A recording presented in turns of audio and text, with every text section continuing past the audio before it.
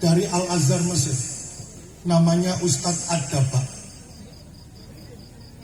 Itu ketika didatangkan dari Mesir,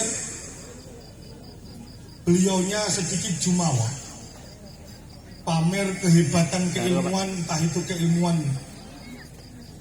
kanuragan ataupun yang lainnya.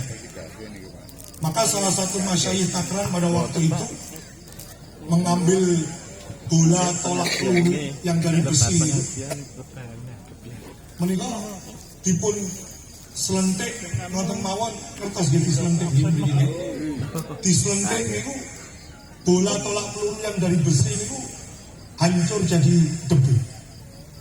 Maka menjadi pertanyaan bagi kami, kenapa pada tahun 1948 para masyayikh kami tidak mau melawan agresi, melawan kekejaman PKI Madiun pada waktu itu.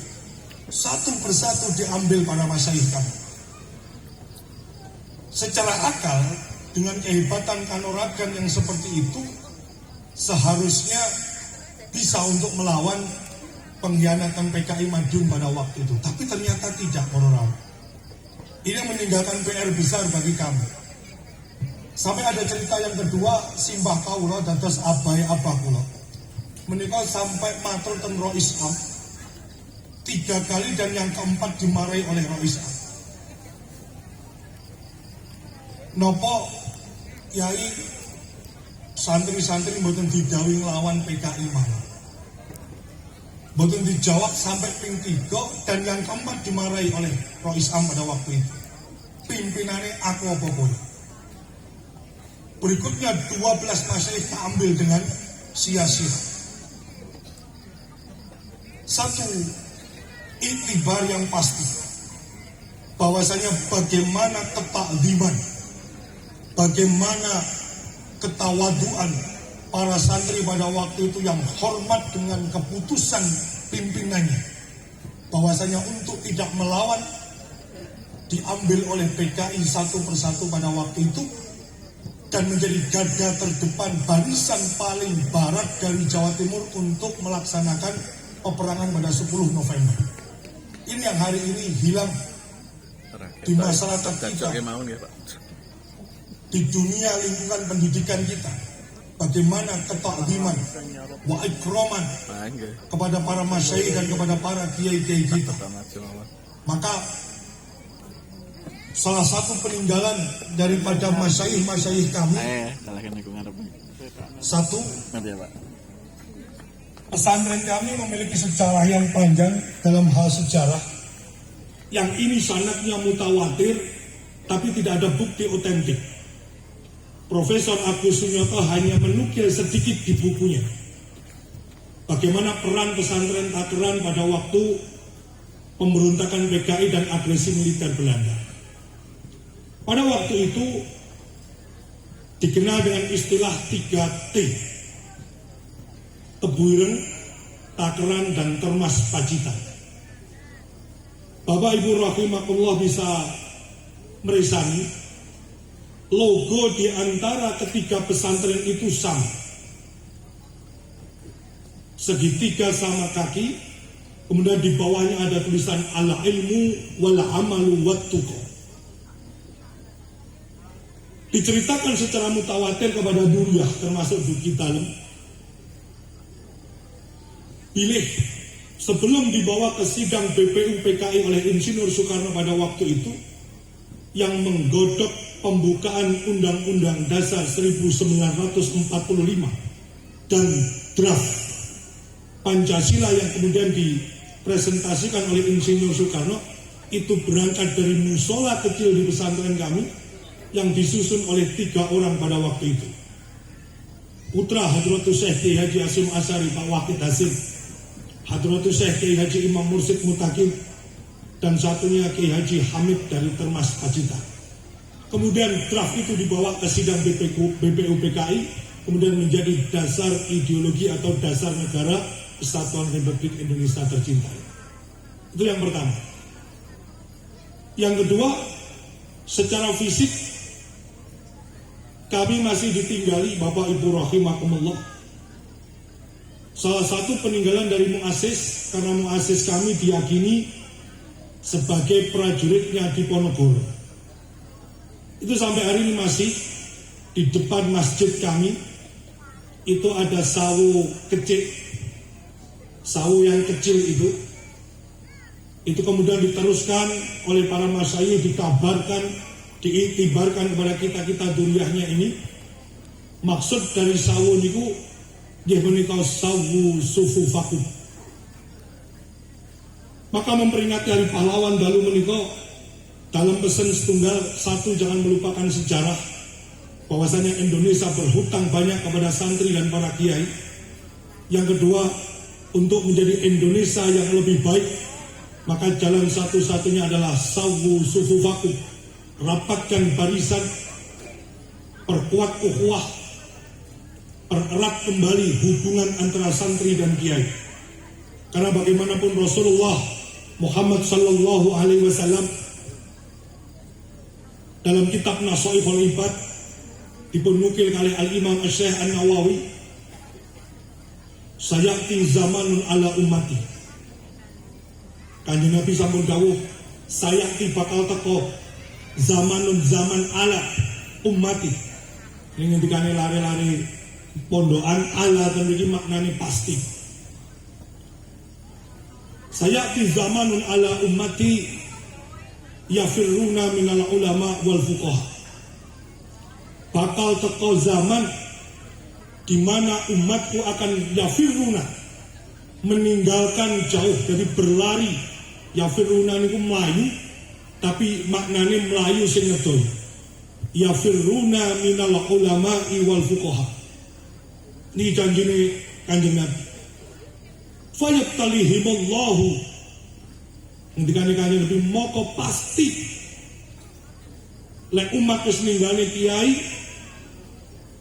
moko bakal diparingi balak bisalasi baliyatin sing jumlahe 3. Maka sepindah kalau wau matur, jangan pernah melupakan sejarah negara kesatuan Republik Indonesia menika berhutang banyak kepada kiai dan santri. Yang kedua, rapatkan barisan kembali kepada pesantren untuk Indonesia yang lebih baik. Awaluha yarfa'ullahu al-barakata min kasbihim, kata Rasulullah, akan diangkat barokah rezekinya. Ketika umat Rasulullah Muhammad sallallahu alaihi wasallam menika sampun ngedoi para kiai-kiai awake dhewe, maka yang terjadi akan diangkat barokah rezekinya. Penuh dengan kekurangan, penuh dengan kesia-siaan apa yang kita cari dari pagi sampai malamnya. Yang kedua, yusallitullahu ta'ala alaihim sultanan dhaliman.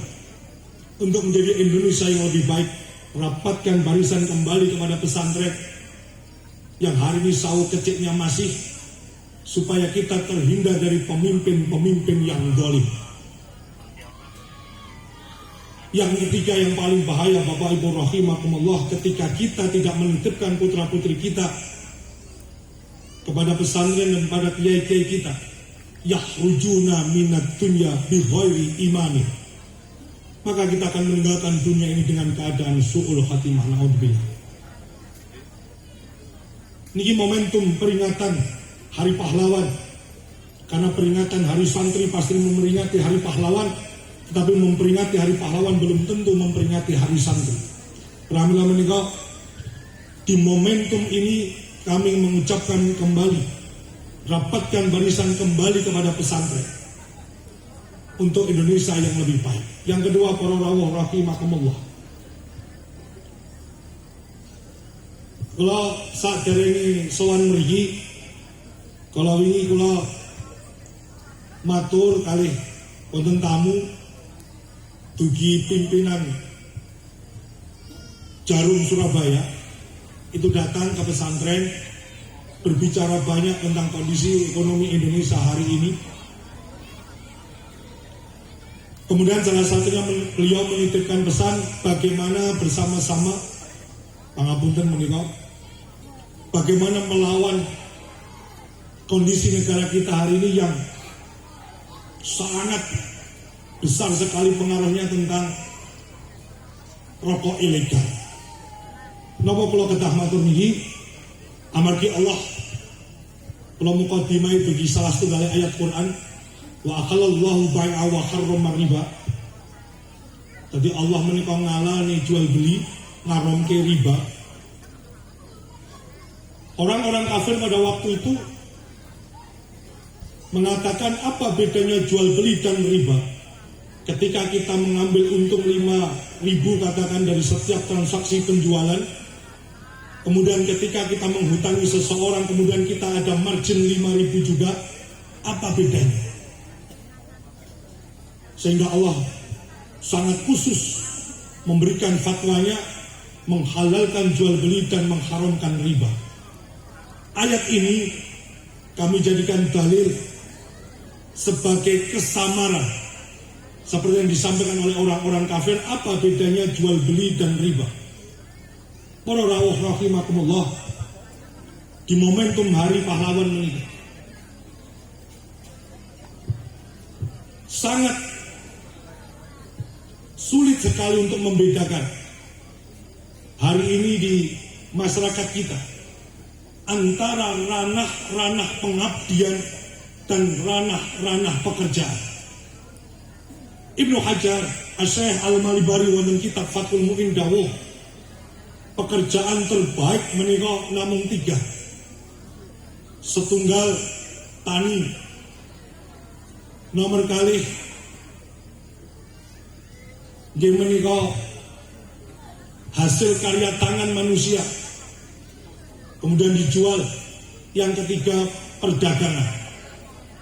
Wa jam'u dipunlanjutaken kalimatnya, tapi menurut sebagian ulama hampir mayoritas yang terbaik adalah berdagang. Nah, hari ini di momentum peringatan Hari Pahlawan kami mengingatkan bersama-sama bahwasanya hari ini ranah-ranah pengabdian dan ranah-ranah pekerjaan itu sangat sulit dibedakan. Kenapa beliau-beliau sampai kemudian dijadikan pahlawan oleh negara kita ini? Karena mereka memiliki ranah-ranah pengabdian yang besar, ranah-ranah penghambaan yang besar kepada masyarakat dan kepada negara ini.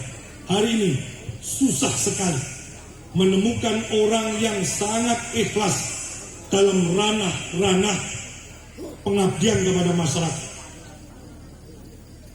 Yang seharusnya itu ranah-ranah pengabdian, hari ini menjadi ranah-ranah pekerjaan semuanya. Kita ambil contoh, seorang guru atau pendidik kemudian disebut dengan pahlawan tanpa tanda jasa. Yang awalnya mereka sangat hebat luar biasa, menjadi penghamba kepada masyarakat. Bagaimana masyarakat ini bisa pandai, bisa cerdas. Hari ini, mohon maaf, guru-guru kita jauh dikatakan sebagai orang yang menghamba kepada masyarakat, tapi menjadi orang-orang yang masuk di ranah pekerjaan. Dia tidak lagi memikirkan bagaimana anak didiknya menjadi anak yang benar-benar menjadi manusia seutuhnya, tapi mereka fokus kepada profesi gurunya yang hari sudah menjadi profesi pekerjaan, bukan penghambaan dan pengabdian kepada masyarakat. Dan seluruh pekerjaan-pekerjaan yang ada di wilayah kita masing-masing. Maka di momentum ini kami mengingatkan kembali, Bapak Ibu, pekerjaan jenisnya tidak banyak. Saya ambil di Fathul Mu'in hanya 3. Maka yang lain adalah ranah-ranah penghambaan, pengabdian kepada masyarakat. Ini jangan sampai dirubah. Maka yang terjadi apa? Ketika ranah pengabdian ini bergeser menjadi ranah pekerjaan, maka di situ ada persaingan satu dan yang lainnya. Pesantren satu dan pesantren yang lainnya menjadi ladang persaingan. Karena ranah pengabdiannya sudah hilang atau bias. Seorang guru tidak lagi memikirkan santrinya, tidak lagi memikirkan muridnya, tetapi bagaimana mereka bisa mengamankan posisi gurunya, bisa mendapatkan fasilitas dari negara, dan seterusnya, tanpa memikirkan bagaimana anak didik kami menjadi manusia seutuhnya. Termasuk anak didik kami juga, anak didik kita semuanya, yang sekolah itu awalnya adalah bagaimana menjadikan manusia itu seutuhnya, tetapi semenjak revolusi Prancis dan Inggris, sekolah ini layaknya pencetak babu-babu perusahaan. Oleh karena itu, kembali kami mengingatkan, ini hari pahlawan, ini hari santri, di mana santri memiliki keikhlasan tingkat tinggi untuk mengabdi kepada masyarakat. Pekerjaan tidak banyak, pekerjaan hanya 3 dikatakan oleh Fathul Mu'in. Maka selebihnya adalah pengabdian kepada masyarakat. Maka apa yang terjadi ketika pengabdian ini bergeser kepada pekerjaan? Maka muncul persaingan-persaingan. Kiai satu dan kiai yang lainnya menjadi saingan satu dan yang lainnya, saling menjatuhkan satu dan yang lainnya. Di provinsi kami di Jawa Timur, kebetulan kami di Robitoh Maid Islamiyah, pengurus wilayah Nahdlatul Ulama, kami mensurvei, kami membuat penelitian kecil-kecilan di Jawa Timur. Pondok pesantren hari ini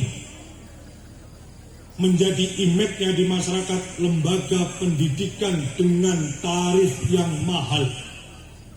Banyak dari masyarakat kita yang kita tanyai, Bapak, Ibu, kenapa putranya tidak dimasukkan ke pondok pesantren?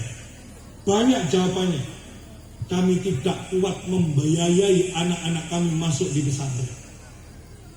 Ini ketika ranah-ranah pengabdian sudah bergeser kepada ranah-ranah pekerjaan. Niki wonten Pak Polisi, wonten Pak Tentara, nyumbang ngapunten Pak. Tugas aslinya niku ngabdi napa kerja? Ngabdi. Niki mungkin wonten kek ngarep ini. Tapi kenyataannya dengan sakit pirsa piyambak. Banyak. Sing rawuh niki mboten sing rawuh mboten. Sing ten jaba mriki. Gimana nih kalau iso mulih? Kemudian kita bisa mengatakan nyun sewu, Dewan Perwakilan Rakyat, DPR itu ngabdi napa kerja? Kerja, saya. Goblok iso bareng ini. Ketika ranah-ranah pengabdian sudah bergeser kepada ranah pekerjaan, maka jangan diharap lagi muncul keikhlasan di situ, muncul keberkahan di situ. Karena ranahnya sudah bergeser. Bagaimana kiai-kiai kita dengan tulus membimbing masyarakatnya, para mursyid membimbing jamaahnya untuk sampai kepada mardotilah. Tapi ini mulai bergeser.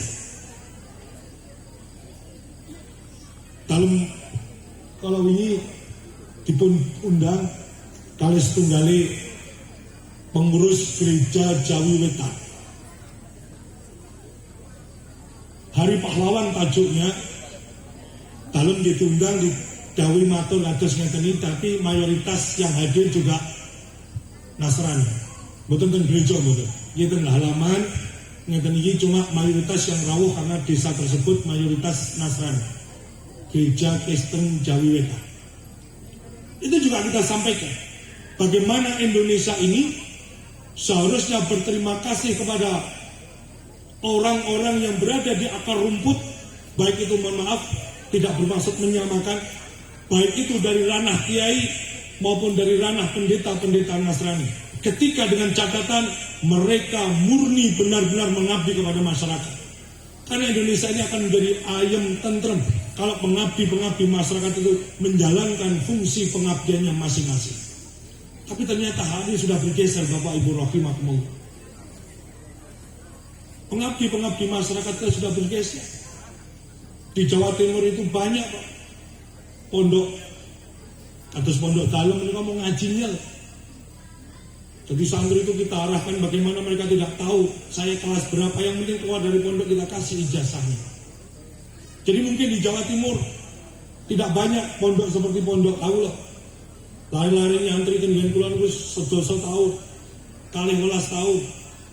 wangsul boyong itu sak rabi nih, yang hari sudah susah ditemukan di pesantren manapun.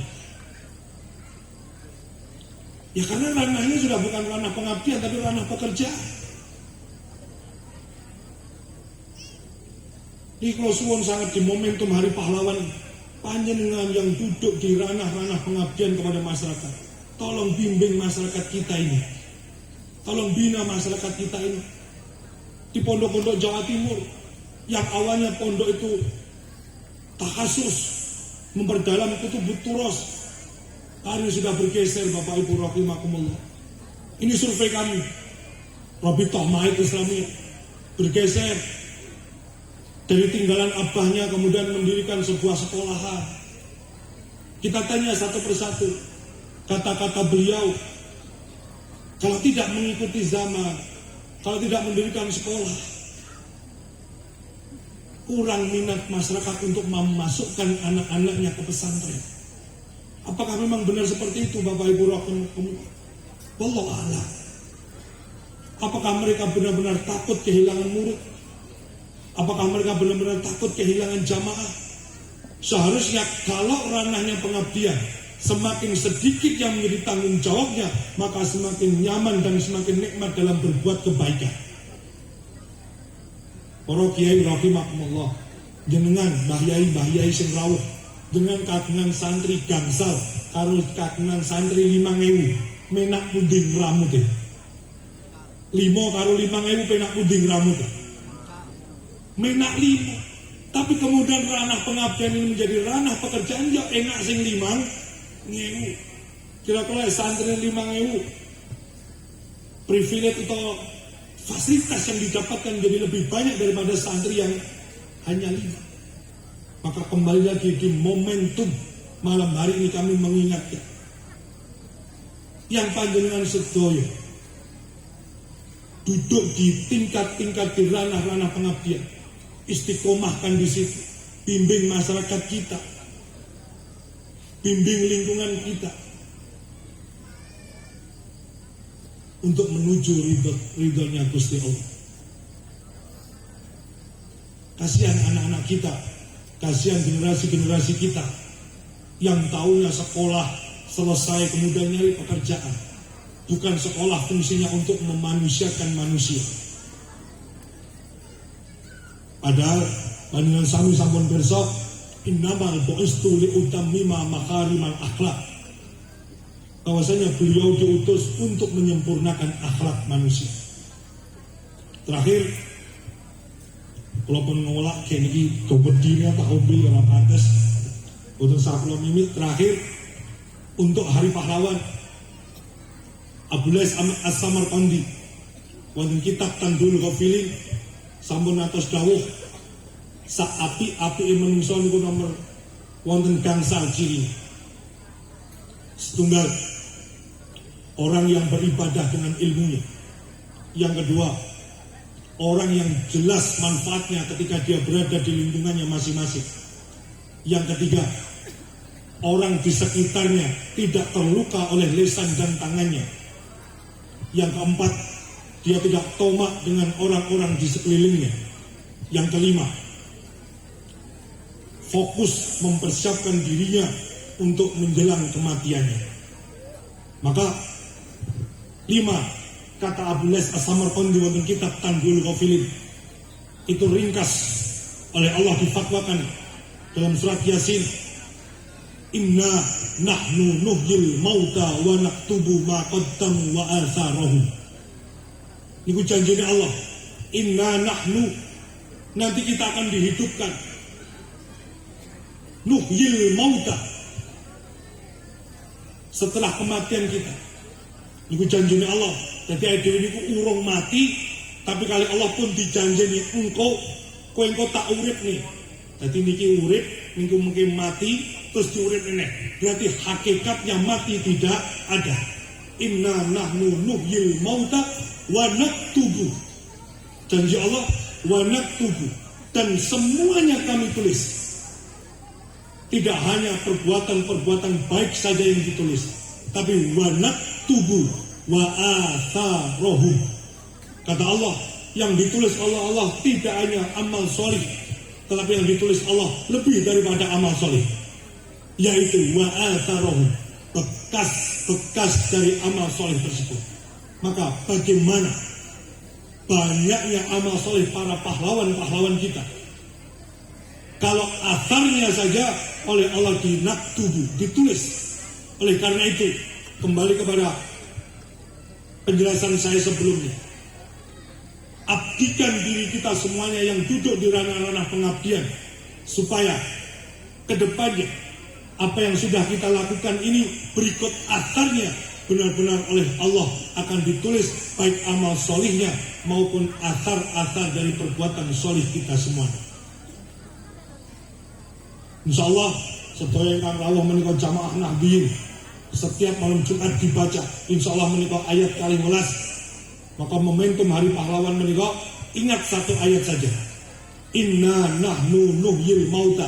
Berarti kita semua tidak ada yang mati, karena setelah mati Allah menjanjikan dihidupkan kembali. Wa naktubu, dan akan ditulis semuanya, termasuk wa atharohum, bekas-bekas dari perbuatan baik kita. Oleh karena itu, selamat hari santri, selamat hari pahlawan.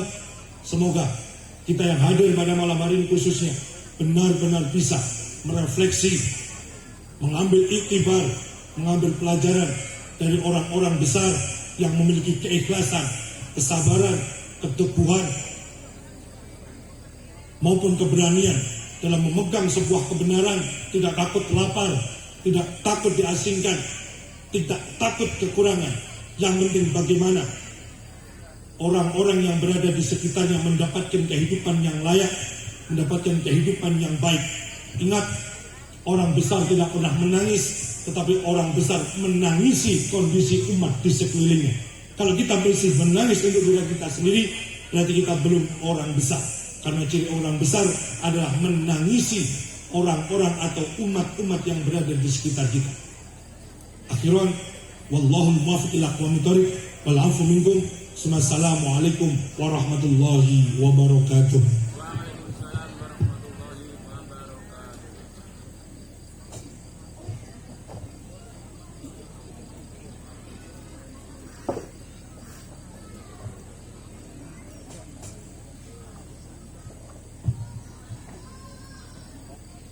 Demikianlah Waibul Hasan dari Al-Mukarram berbagi Haji Khairul Anam dari Magetan. Kami ucapkan terima kasih dan semoga apa yang disampaikan dan menjadi berkah bagi kita semua untuk meningkatkan iman dan takwa kita kepada Allah Subhanahu wa Ta'ala. Bapak Ibu yang hadirin yang berbahagia, demikianlah rangkaian acara pengajian pada malam hari ini. Tentunya nanti jangan beranjak dulu, karena setelah ini akan dilanjutkan penampilan grup Rebana se-Kecamatan Borobudur. Dari saya, apabila ada yang kurang berkenan dalam membawakan acara dari awal hingga akhir, saya mohon maaf yang sebesar-besarnya. Kami akhiri, wallahu muwaffiq ila aqwamit thoriq. Assalamualaikum warahmatullahi wabarakatuh. Grup musik Kalimo Sodo, silakan.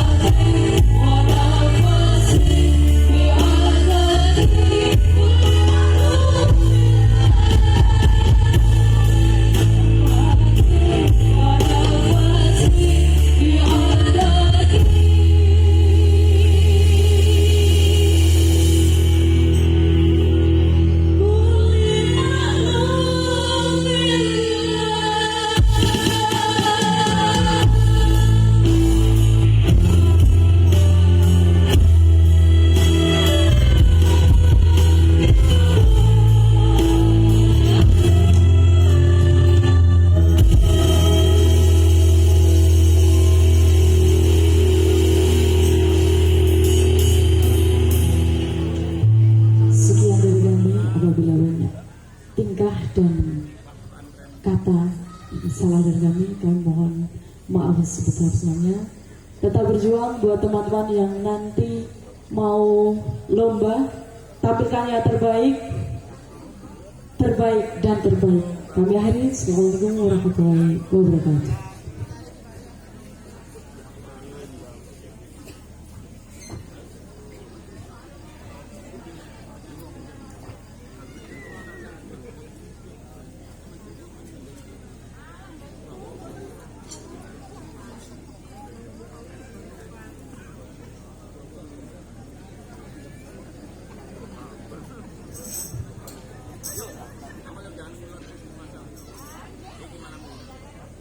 Jangan